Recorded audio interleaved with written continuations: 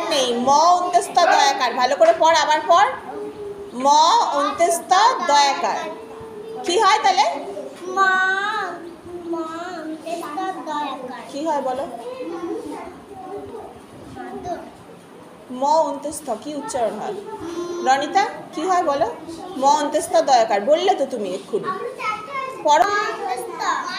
ময়দা, হ্যাঁ, ম অন্ত্যস্ত ময় দয়াকার, ময়দা। ময়দা, ময়দার পরেরটা পড়, তারপরেরটা। হ্যাঁ হ্যাঁ,